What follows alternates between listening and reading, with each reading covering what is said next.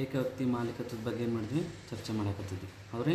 ಅದಕ್ಕಿರ್ತಕ್ಕಂಥ ಅದು ಏಕವ್ಯಕ್ತಿ ಮಾಲೀಕತ್ವ ಅಂದ್ರೇನು, ಅದರ ಲಕ್ಷಣಗಳು, ಅದರ ಒಂದೇನು ರೀ ಈ ಥರ ಏನು ಮಾಡ್ತೀವಿ, ಲಕ್ಷಣಗಳ ಬಗ್ಗೆ ಕಲ್ತಿದ್ವಿ.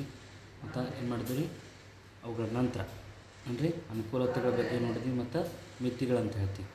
ಹೌದಾ. ಇದರ ನಂತರ ಬರ್ತಕ್ಕಂಥದ್ದು ಅವಿಭಕ್ತ ಹಿಂದೂ ಕುಟುಂಬ ವ್ಯವಹಾರ ಅಂತ ಹೇಳ್ತೀವಿ. ಜಾಯಿಂಟ್ ಹಿಂದೂ ಫ್ಯಾಮಿಲಿ ಬಿಸ್ನೆಸ್ ಅಂತ ಹೇಳ್ತೀವಿ. Joint Hindu family business is a specific form of a business organization found only in India. ಅಂದರೆ ಏನ್ರಿ, ಅವಿಭಕ್ತ ಹಿಂದೂ ಕುಟುಂಬ ವ್ಯವಹಾರ ಒಂದು ವಿಶಿಷ್ಟ ರೀತಿ ವ್ಯವಹಾರ ಸಂಘಟನೆ ಆಗಿದ್ದು ಭಾರತದಲ್ಲಿ ಮಾತ್ರ ಏನು ಮಾಡ್ತಾರೆ, ಇದು ಕಂಡು ಬರ್ತೈತಿ. ಅಂದರೆ ಏನ್ರಿ, it's comparatively utilization or a business found in only in India. ಭಾರತದಲ್ಲಿ ಮಾತ್ರ ಇರ್ತಕ್ಕಂಥದ್ದು ಹೌದ್ರಿ. It is one of the oldest forms of business organization in the country. ಅಂದರೆ ಭಾರತ ದೇಶದ ಅತ್ಯಂತ ಪುರಾತನವಾಗಿರ್ತಕ್ಕಂಥ ವ್ಯವಹಾರ ಸಂಘಟನೆ ಪ್ರಕಾರಗಳಲ್ಲಿ ಒಂದಾಗಿದೆ ಅಂತ ಹೇಳ್ಬೇಕು ಹೌದ್ರಿ. ಈ ವ್ಯವಹಾರದ it refers to a form of business organization where in the business is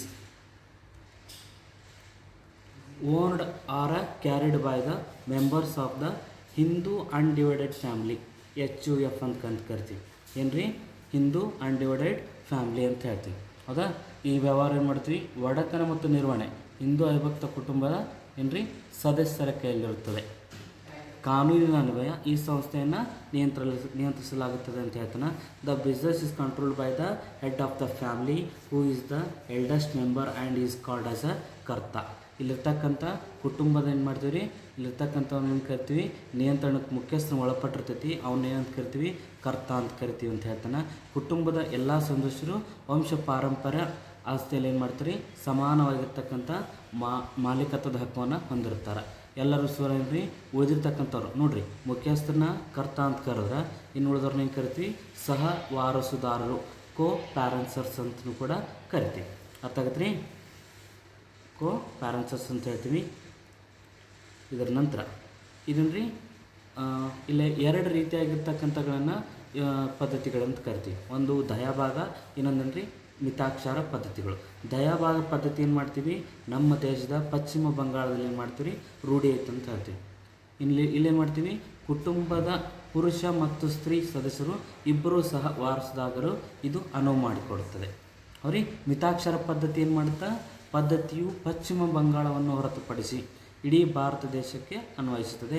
ಇದು ಕೇವಲ ಏನು ಮಾಡುತ್ತಿರಲಿ, ಪುರುಷ ಸದಸ್ಯರು ಮಾತ್ರ ಸಹ ವಾರಸುದಾರರಿಗೆ ಏನು ಮಾಡ್ತಿರಲಿ, ಅನುವು ಮಾಡಿಕೊಡ್ತೈತೆ ಅಂತ ಹೇಳ್ತಾರೆ. ಅದಕ್ಕೆ ಏನು ಮಾಡ್ತೀವಿ ನೋಡಿರಿ, ಇಲ್ಲೇ ಯಾಕಪ್ಪ ಅಂತಂದ್ರೆ ನೆನ್ಪಿಟ್ಕೋರಿ, ಎರಡು ರೀತಿಯಾಗಿರ್ತಕ್ಕಂಥ ಬರ್ತಾವೆ. ಫಸ್ಟ್ ಒಂದು ಬರ್ತಕ್ಕಂಥದ್ದು ದಯಾಭಾಗ.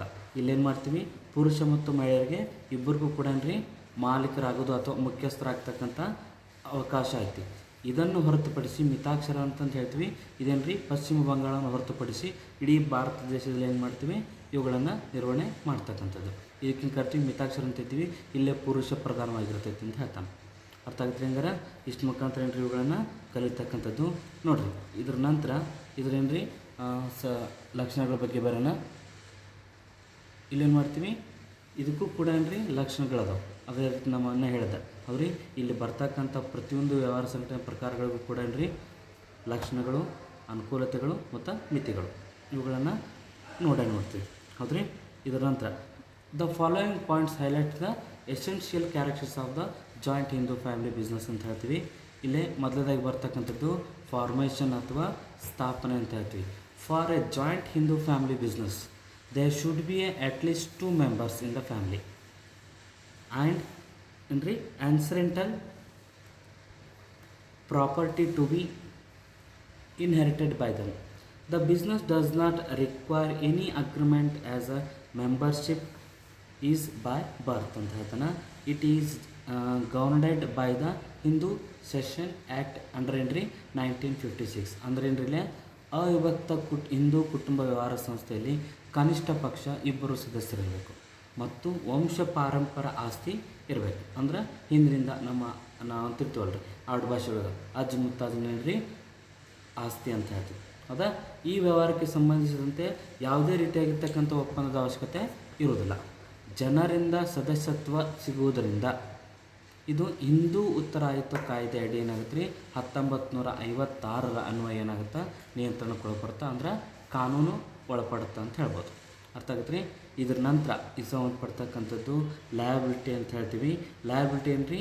Liability of all members except the karta is limited to their share of coparceners property of business.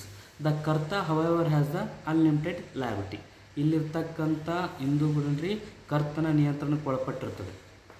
ಅವನು ಸಮಸ್ತ ನಿರ್ಧಾರಗಳನ್ನು ಏನು ಮಾಡ್ತಾನೆ ರೀ? ಆ ಕರ್ತನ ತೊಗೊತಾನೆ. ಈ ಪಡೆದಿರ್ತಕ್ಕಂಥ ದಿವಸ ಅಧಿಕಾರವನ್ನು ಕೂಡ ಹೊಂದಿರ್ತಾನೆ.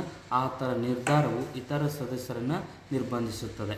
ಅಂದ್ರೆ ಅವ ಏನು ಹೇಳ್ತಾನೆ ಅದ ಫೈನಲ್. ಅಂದ್ರೆ ನಮ್ಮ ಮನೆಗೂ ಒಬ್ಬರು ಮುಖ್ಯಸ್ಥರು ಅಂತಿರ್ತಾರೆ. ಅವ್ರಿಗೆ ನಮ್ಮ ಫ್ಯಾಮಿಲಿ ಒಳಗೆ ತೊಗೊಂಡಿರ್ತಂದ್ರೆ ತಂದೆ ಅಥವಾ ತಾಯಿ ಏನು ಮಾಡ್ತಾರೆ? ಮುಖ್ಯಸ್ಥರ ಸ್ಥಾನವನ್ನು ಹೋಗ್ತಾರೆ. ಅದಕ್ಕೂ ಮೇಲಾಗಿದ್ರಿ ಅಜ್ಜ ಅಜ್ಜಿ ಇದ್ರೆ ಅವರು ಕೂಡ ಮುಖ್ಯಸ್ಥರ ಸ್ಥಾನವನ್ನು ಪಡ್ಕೊಳ್ತಕ್ಕಂಥದ್ದು. ಇದರ ನಂತರ ಬರ್ತಕ್ಕಂಥದ್ದು ಕಂಟ್ರೋಲ್ ಅಂತ ಹೇಳ್ತೀವಿ. The control of the family business life is the ಕರ್ತ. ಅವ್ರಿಗೆ ಕಂಟ್ರೋಲ್ ಬೈ ಯಾರಿಂದ ಆಗುತ್ತೆ ಇಲ್ಲಿ ನಿಯಂತ್ರಣ?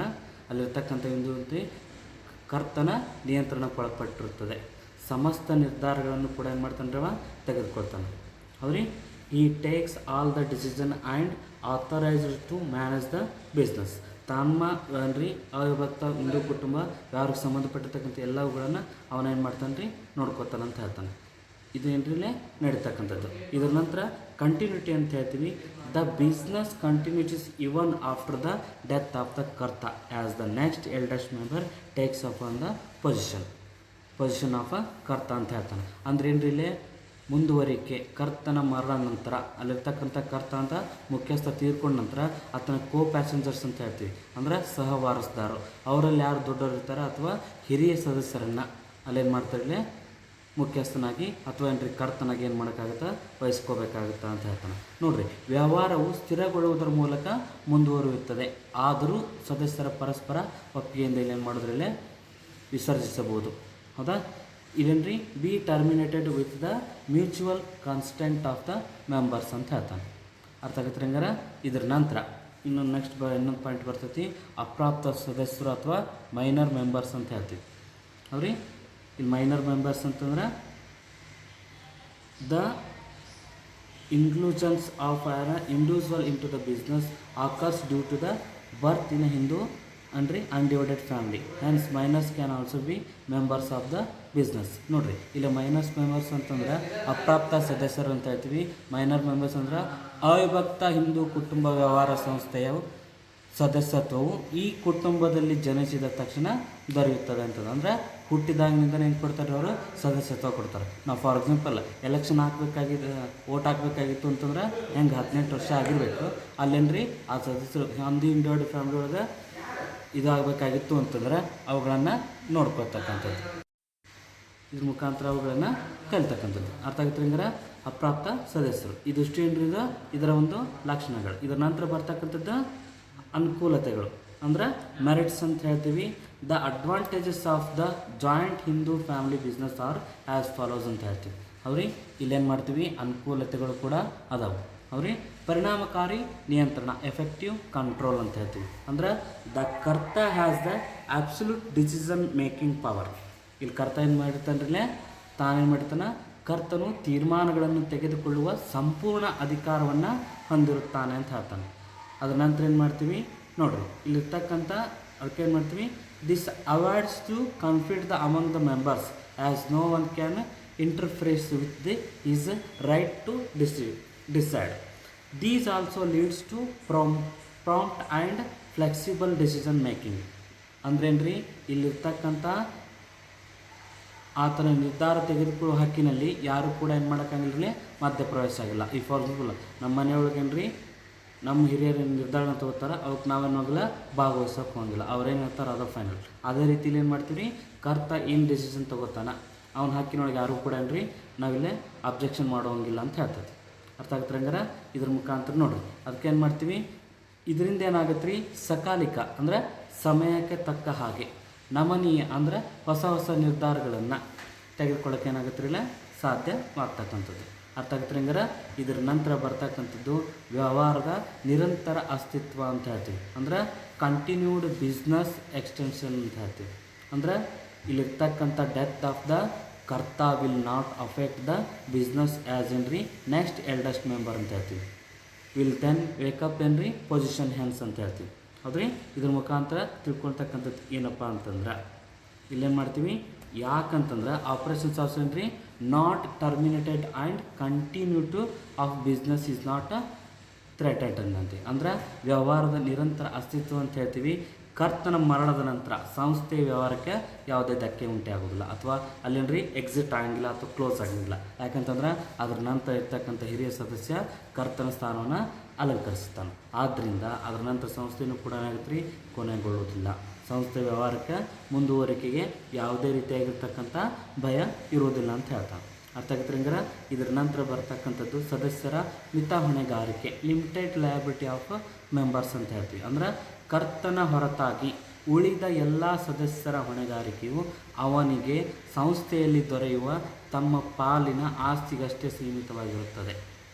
ಆದ್ದರಿಂದ ಅವರ ಹೊಣೆಗಾರಿಕೆಯು ನಿರ್ದಿಷ್ಟ ಮತ್ತೇನ್ರಿ ಸಂಕ್ಷಿಪ್ತವೂ ಆಗಿರುತ್ತದೆ. ಇನ್ನು ಇಂಗ್ಲೀಷ್ ಒಳಗೆ ಬೇಕಾಯ್ತಾರೆ, the liability of all coparceners except the karta is limited to their share in the business and consequently their risk is well defined and prices.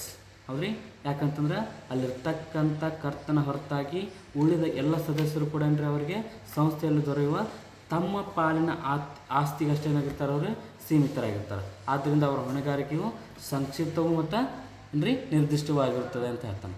ಇದರ ನಂತರ ಏನ್ರಿ ಇದರ ಒಂದು ಕೊನೆಯ ಅನುಕೂಲತೆ ಹೆಚ್ಚಿನ ನಿಷ್ಠೆ ಮತ್ತು ಸಹಕಾರ. ಅಂದ್ರೆ ಏನ್ರಿ increased loyalty and cooperation since the business is run by the members of the family. ಅಂದ್ರೆ ಹಿಂದೂ ಏನ್ರಿ ಕುಟುಂಬ ಸಂಸ್ಥೆಯಲ್ಲಿರ್ತಕ್ಕಂಥ ಮುಖಾಂತರ ಸಂಸ್ಥೆಯಲ್ಲಿರ್ತಕ್ಕಂಥ ಸಹವಾರಸ್ಥರು ಕರ್ತನ ಮುಖಾಂತರ ಏನ್ರಿ ಇಲ್ಲಿ ಆ ಒಂದು ಸಂಸ್ಥೆ ನಡೀತಿರ್ತದೆ. ಹೌದಾ, ಇದ್ರ ಮುಖಾಂತರ there is a great sense of loyalty rewards to other. ಇದ್ರ ಮುಖಾಂತರ ಏನ್ರಿ ಅವ್ರಿಗೊಂದು ಒಳ್ಳೆಯ ರೀತಿಯಾಗಿರ್ತಕ್ಕಂಥ ಏನು ಮಾಡ್ತಾರೆ ಇಲ್ಲೇ ಹೆಚ್ಚಿನ ಪ್ರಮಾಣದ ನಿಷ್ಠೆಯನ್ನು ಪರಸ್ಪರಲ್ಲಿ ಕಾಣಬಹುದಾಗಿದೆ. ಹೌದಾ, ಇದ್ರ ಮುಖಾಂತರ pride in the growth of the business is linked the achievements of their family. ಅಂದ್ರೆ ಅಲ್ಲಿರ್ತಕ್ಕಂಥ ಯಾವುದೇ ಒಬ್ಬ ಸದಸ್ಯ ಏನ್ರಿ ಅವಾರ್ಡ್ಗಳನ್ನು ಏನ್ರಿ ಪಡಿತಕ್ಕಂಥದ್ದು ಆ ಸಂಸ್ಥೆ ಇಡೀ ಏನ್ರಿ ಆ ಕುಟುಂಬಕ್ಕೆ ಅದೇನು ಮಾಡ್ತಾ ಒಂದು ಪ್ರತಿಷ್ಠೆ ಆಗಿರ್ತೈತಿ. ಈ ಫಾರ್ ಎಕ್ಸಾಂಪಲ್ ನಮ್ಮ ಕುಟುಂಬದೊಳಗೆ ಏನ್ರಿ ಹೆಚ್ಚಿನ ಮಾರ್ಕ್ಸ್ ತೆಗೆದಿರ್ತಕ್ಕಂಥ ಅಭ್ಯರ್ಥಿಗಳಿಗೆ ಏನ್ರಿ ಒಂದು ಒಳ್ಳೆಯ ಮರ್ಯಾದೆ, ಅದ್ರ ಜೊತೆಗೆ ಆ ಕುಟುಂಬದವರು ಅಂತಕ್ಕಂಥದ್ದು ಕೂಡ ಬರ್ತದೆ. ಆ ರೀತಿಯಾಗಿ ಏನು ಮಾಡಿದ್ರೆ ಕಾಳ್ತಕ್ಕಂಥದ್ದು. ಇದರ ನಂತರ ಬರ್ತಕ್ಕಂಥದ್ದು ಲಿಮಿಟೇಷನ್ಸ್ ಅಂತ ಹೇಳ್ತೀವಿ. ಅಂದ್ರೆ ಅವಿಭಕ್ತ ಹಿಂದೂ ಕುಟುಂಬ ವ್ಯವಹಾರ ಸಂಸ್ಥೆಯ ಅನುಕೂಲತೆಗಳು ಕೆಳಕಂಡಂತಿವೆ ಅಂತ ಹೇಳ್ತಾನೆ. ಮಿತ ಸಂಪನ್ಮೂಲಗಳು ಮೊದಲದಾಗಿ ಬರ್ತಕ್ಕಂಥದ್ದು ಏನ್ರಿ ಲಿಮಿಟೆಡ್ ರಿಸೋರ್ಸಸ್ ಅಂತಲೂ ಕೂಡ ಕರಿತೀವಿ. The joint of the Hindu family business face the problem of the limited capital depends mainly on the ancillary property. This limits the scope of expansion of a business. ಅಂದ್ರೆ ಏನ್ರಿ ಮಿತ ಸಂಪನ್ಮೂಲ ಅಂತಂದ್ರೆ ಅವಿಭಕ್ತ ಹಿಂದೂ ಕುಟುಂಬ ವ್ಯವಹಾರ ಸಂಸ್ಥೆಯು ಅನುವಂಶೀಯ ಆಸ್ತಿಯನ್ನು ಅವಲಂಬಿಸುವುದರಿಂದ ಮಿತ ಬಂಡವಾಳದ ಸಮಸ್ಯೆಯನ್ನು ಮಾಡ್ತದೆ ಎದುರಿಸುತ್ತದೆ. ಇಲ್ಲೇನ್ರಿ ವಿಸ್ತರಣಾ ವ್ಯಾಪ್ತಿ ಏನಾಗುತ್ತೆ ಸೀಮಿತಗೊಳಿಸುತ್ತೆ. ಅಂದ್ರೆ ಏನು ಪೂರ್ವಜರು ಮಾಡಿಟ್ಟಿರ್ತಾರೆ ಅವುಗಳನ್ನು ಮಾತ್ರ ಬಳಸ್ತಕ್ಕಂಥದ್ದು. ನೆನ್ಪಿಟ್ಕೋರಿ. ಇಲ್ಲೇ ಅವಿಭಕ್ತ ಹಿಂದೂ ಕುಟುಂಬ ವ್ಯವಹಾರ ಸಂಸ್ಥೆ ಏನೈತಿ ನಮ್ಮ ಭಾರತದಲ್ಲಿ ಹೆಚ್ಚಾಗಿ ಮಾಡ್ತಕ್ಕಂಥದ್ದು ಕೃಷಿ ಚಟುವಟಿಕೆ. ಹೌದ್ರಿ, ಅಂದರೆ ವ್ಯವಸಾಯ. ಹೌದಾ, ಈ ವ್ಯವಸಾಯಗಳನ್ನೇ ಅವರು ಎದ್ರ ಮುಖಾಂತರ ಪಡ್ಕೋತಾರೆ ಇಲ್ಲೇ ತಮ್ಮಲ್ಲಿರ್ತಕ್ಕಂಥ ಅನುವಂಶೀಯ ಆಸ್ತಿ ಅಂತಂದ್ರೆ ಇಲ್ಲೇ ಅದು ಭೂಮಿ ಆಗಿರ್ಬೋದು. ಹೌದ್ರಿ, ಆ ಭೂಮಿಯಲ್ಲಿ ಬೆಳೆಯನ್ನು ಬೆಳೆದು ಅವರೇನ್ರಿ ತಮ್ಮ ಜೀವನ ನಿರ್ವಹಣೆಯನ್ನು ಮಾಡ್ತಕ್ಕಂಥದ್ದು ಅಥವಾ ಕುಟುಂಬದ ನಿರ್ವಹಣೆಯನ್ನು ಕೂಡ ಮಾಡ್ತಕ್ಕಂಥದ್ದು. ಅರ್ಥ ಆಗುತ್ತೆ ಹಂಗಾರೆ. ಇದರ ನಂತರ ನೋಡಿರಿ ಇಲ್ಲೇ ಕರ್ತನ ಅಪರಿಮಿತ ಹೊಣೆಗಾರಿಕೆ ಅಂತ ಹೇಳ್ತೀವಿ. ಅನ್ಲಿಮಿಟೆಡ್ ಲಿಯಾಬಿಲಿಟಿ ಆಫ್ ಕರ್ತ ಅಂದ್ರೆ ರೀ ಅನ್ಲಿಮಿಟೆಡ್ ಲಿಯಾಬಿಲಿಟಿ ಆಫ್ ಕರ್ತ ಅಂದ್ರೆ the karta is burdened not only with the responsibility of decision making and management of a business but also suffer from the disadvantage of having the unlimited liability. Is personal property can be used repay business debts ಅಂತ ಹೇಳ್ತೀವಿ. ಅಂದ್ರೆ ಅಲ್ಲಿ ಮುಖಾಂತರ ಏನು ಮಾಡ್ತೀವಿ ಅವುಗಳನ್ನು ಪಡ್ಕೊಳ್ತಕ್ಕಂಥದ್ದು domains of ಕರ್ತ ಅಂತ ಹೇಳ್ತೀವಿ. ಡೊಮೈನ್ಸ್ ಆಫ್ ಕರ್ತ ಅಂತಂದ್ರೆ ಕರ್ತನ ಪ್ರಭುತ್ವ ಏನೈತಿ ಎಷ್ಟರ ಮಟ್ಟಿಗೆ ಐತಿ ಅದ್ರ ಮುಖಾಂತರ ಏನ್ರಿ ಪಡ್ತಕ್ಕಂಥದ್ದು. ಕರ್ತನ ಏನು ಮಾಡ್ತಿಲ್ಲ ವೈಯಕ್ತಿಕವಾಗಿ ಏನು ಮಾಡ್ತಾನೆ ವ್ಯವಹಾರವನ್ನು ನಿರ್ವಹಿಸೋದು ಕೆಲವು ಸಂದರ್ಭಗಳಲ್ಲಿ ಏನು ಮಾಡ್ತೀರಿ ಇತರ ಸದಸ್ಯರಿಗೆ ಒಪ್ಪಿಗೆ ಆಗದಿರ್ಬೋದು.